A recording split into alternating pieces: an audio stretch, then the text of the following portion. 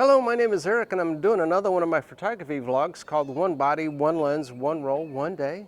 And I am here at the picnic area of Whips Ledges. It's the bottom of the ledges. It is a very nice, brisk September morning, high 40s, low 50s kind of thing. So I got my jacket on, a little bit of a chill. The sun, as you can tell, is still kind of cresting over the trees. So hopefully we'll get some cool sun here momentarily. Today's camera, I'm kind of going back to my my Pentax 645 with a 75mm lens, standard classic that I've been using a couple of these. And then today I've got some kind of classic film too. I haven't shot a lot of the traditional stuff. This is Kodak Tmax 100, so nice fine grain, nice contrasty. However, this guy is out of date, so expired in 2001. Now, I was informed that it was in a refrigerator, so I'm going to shoot it normally. I got 3 rolls of this stuff, but I'm going to pull it back my normal third stop. So instead of shooting at 100, I'll probably shoot it at ISO 80. But because of that, and because of the fact I'm also in a shady area, I brought my tripods with me. You've seen in a couple episodes. This is my Trek Tech monopod. Extremely rugged monopod. It does have the legs at the bottom. Some monopods do, some monopods don't. This one does. This one is made from aircraft aluminum, so very, very rugged aluminum. They don't make these anymore. They probably got discontinued 10 years ago. I have one. I've got one of their tabletop tripods also.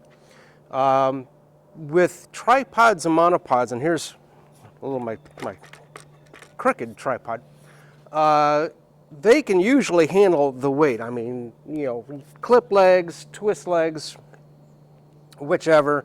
They can support the weight. Most of cameras, I could put my medium format on here and it would support it. However, it's more by the type of head that you use as to whether or not it can actually support it without like creeping on you. This little ball head, was their standard ball head, not their heavy duty one. I could put my Pentax Super Program, any of the lightweight SLRs, any of the pocket cameras.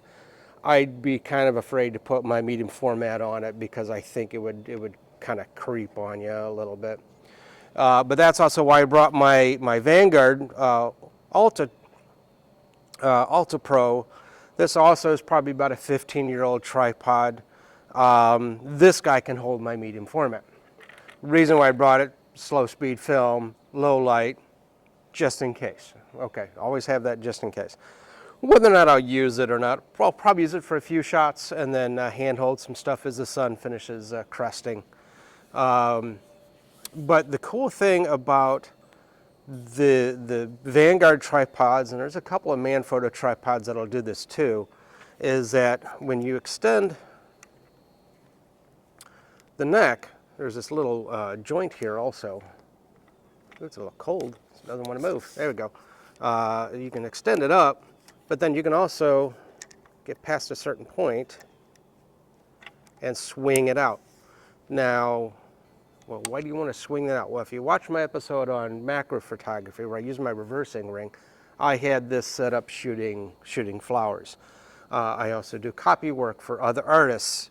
So when they bring me their paintings, their canvases and stuff like that are too big for any scanner or anything like that, I can set the painting or the artwork on the ground and I can shoot straight down at it. Typically when I do that, I got some gray seamless paper. I use that as my exposure check before I put the painting down. But that's typically how I do it. You can do it however you want. I mean, whether you want a monopod kind of with feet or without feet, whether you need a tripod with or without the pivoting neck, that's all depends upon your style. Most tripods don't do this. There's the current Vanguard does. They updated this with twist locks and a different neck brace. So they did update this one. And like I said, some of the Manfrottos would do that too. But that was cool. So again, as I said, today's camera is my 645N. I'm going to bring the camera over and show you how to load a medium format camera, at least a Pentax 645, and that would be similar for a Bronica or a Mamiya or a Hasselblad type film medium format camera. Twin lens cameras would be a little different. This is designed to snake through versus kind of like just kind of roll over. So hang on a sec, I'm going to pull the camera closer and I'll show you how to load a roll of medium format. Okay, so with the Pentax 645, there's a little kind of a lock here, lift it up, twist it, and your door pops right off. And this has one spindle in it already from the previous roll I shot. That is the last roll, so I've got to move its spindle to the new take-up spindle, and little locking things hold them down. Okay, new roll of film. Again, you know, Tmax 100, expired 2001, but was told it was kept in a refrigerator. So I'm going to shoot this one normally. I've got other I've got like 4 rolls from this batch. Remember, throw your trash away. I shove it in my pocket right now. You know, be nice to your wherever it is you're shooting. Always try to leave it better than you left it, or the same, if nothing else. All right, so I'm going to pull out the wrapper with the tab on it. Now, normal you would think would go like this, but actually I need to roll it backwards or upside down maybe. That's more the proper term than backwards. I'm going to find it matching on the spindle, close that there. So I'm going to roll it back like this, and as I roll it back, when it's in the camera, this is the camera front, so it'll be like this. And as it takes a picture, this is where the film's going to unravel, and it's going to roll back up into here. So I'm going to pull some out, just like you do with 35 millimeter, put it on the take-up spindle, which is, you know, put your tab kind of like right in the middle.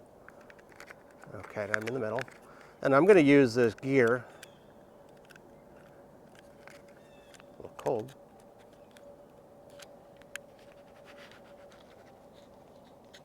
Why am I not moving? All right, not sure what that was all about. Whoop, I just fell out of the tab there. Find my tab again. Put it back in your slot there. All right, well, I figured what the problem was. There's a tension spindle in there, and it kept getting caught on my reel before I had the film loaded up. So I got it looped one way around. I just took the take-up spindle out so I could wrap it, put it back in. Now the roller's not getting caught on the spindle. So not sure why. I'll have to take a closer look at that.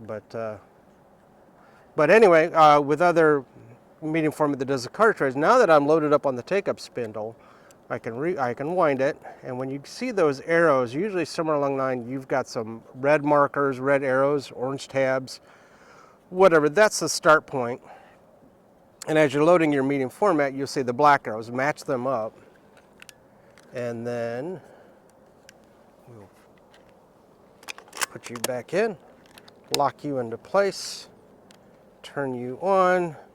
ISO's set for 100, or whatever I last used, so not a big deal, but I'm going to take it back to 80 just because of the fact that, one, I'm not sure how this film was kept, but it was said it was refrigerated, but two, I tend to like overexposed negatives, a little bit denser, a little bit richer, a little bit deeper blacks, I guess. So now that I'm set for ISO 80, I'm going to touch my shutter button. Camera automatically loads to shot 1, and there I am. Now this camera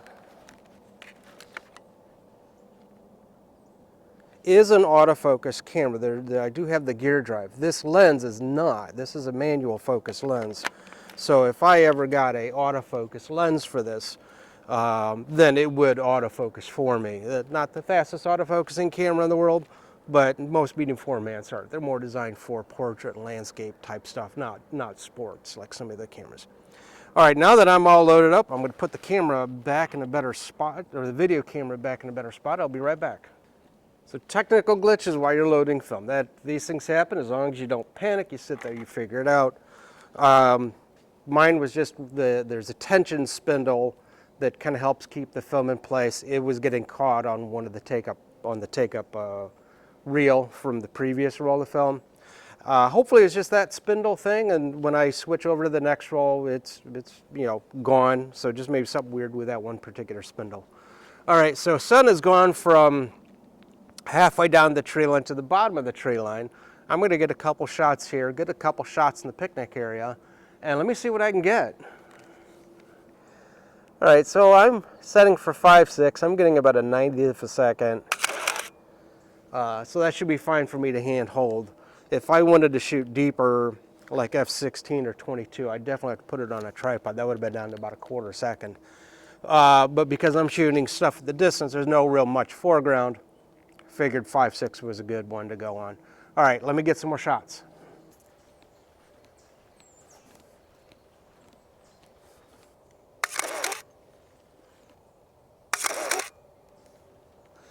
So not a great macro, but a decent macro. Anything that's about the size of my fist I'm getting. So this nice cluster of flowers here I'm getting, but I'm not going to get in on any individual ones.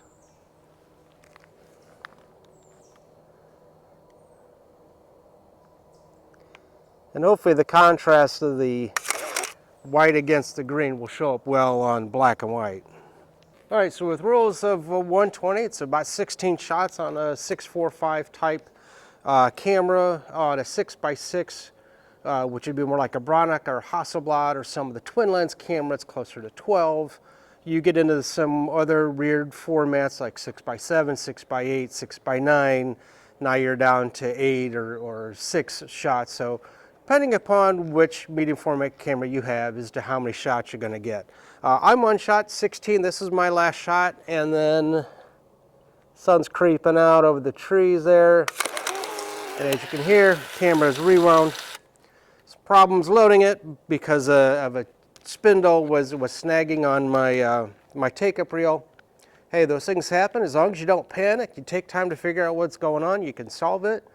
If you are in a situation where maybe you can't solve it, take it to your local camera store or friendly camera guru, and they'll help you troubleshoot it, hopefully. I've troubleshoot lots of these things, and sometimes it's just something simple, like it was that little thing, snagging on my spindle. Just took the spindle off the track, wound the film in so that that little spindle was snagging was now hitting the paper rather than catching in the track itself. All right, photos will be posted at the end. Thanks for watching. Feel free to give them a thumbs up if you like them. New episodes tend to come out every Friday and Saturday. Subscribe if you want to see more of them. Feel free to give me a comment on your experience with medium format cameras. Doesn't necessarily have to be a Pentax 645. Could be whatever camera medium format camera you have. Holgas, Dianas, all sorts of stuff.